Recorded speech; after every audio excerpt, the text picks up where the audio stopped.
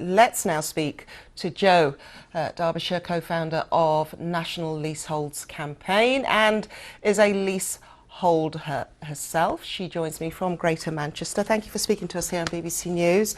So first off, how did you find yourself in this position?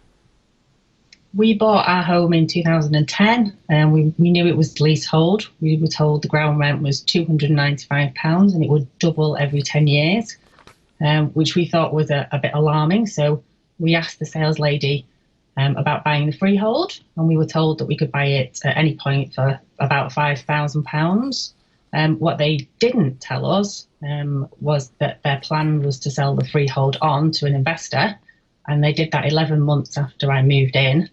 And in the summer of 2016, a neighbour's house sale fell through. And when she inquired about buying the freehold, we found that the price had gone from the £5,000 that we were all verbally told by the salesperson to around £30,000. So what does that now mean personally to you? It makes me so angry that critical information that would have influenced my decision making was withheld. Had I been told at the time that they would sell it on, that was common practice, and that the cost to buy my freehold would rocket, then I would have bought my freehold at the time I bought my house. Any sensible person would have. And are you trying to sell at the moment or not? I couldn't sell this house because it's got doubling ground rent. Nobody would lend on it. A mortgage provider wouldn't lend on it now. Okay, so what do you make then of what's been said today? I'm delighted by the report because we've campaigned for the last 3 years about the abuses and systematic mis-selling across leasehold houses and flats. So it just feels like vindication today that somebody's actually listened and somebody gets it, and that they want to take really strong action to help those of us that are trapped in this situation. So I couldn't be more thrilled. Okay, so does that mean that you're now going to take action? What are you going to do after hearing about this planned enforcement?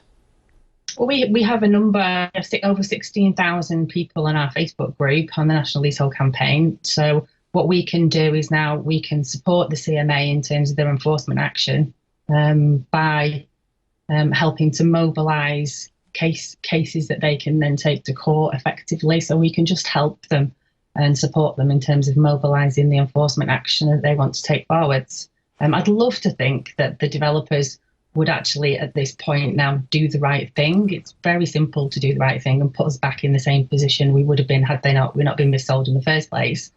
But I don't believe they'll do that. Do you think it goes far enough? Do you think they've gone far enough? Or do you think that the government are going to have to really rethink this and change the law so you don't have to go through this legal battle? I think going forwards, the government have made lots of progress in terms of how they plan to stop the sale of leasehold houses and zeroise ground rents, which would be fabulous. Going forwards, for those of us that are already stuck in this, it's a much more difficult problem because you're dealing with contract law.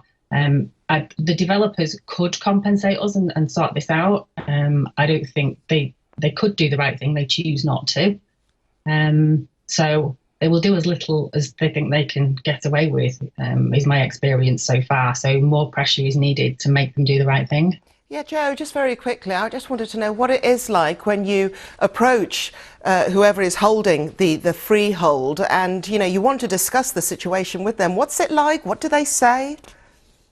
Very often you can't talk to your freeholder at all because my freeholder, for example, is an offshore shell company. So you can only contact the management company who acts on their behalf.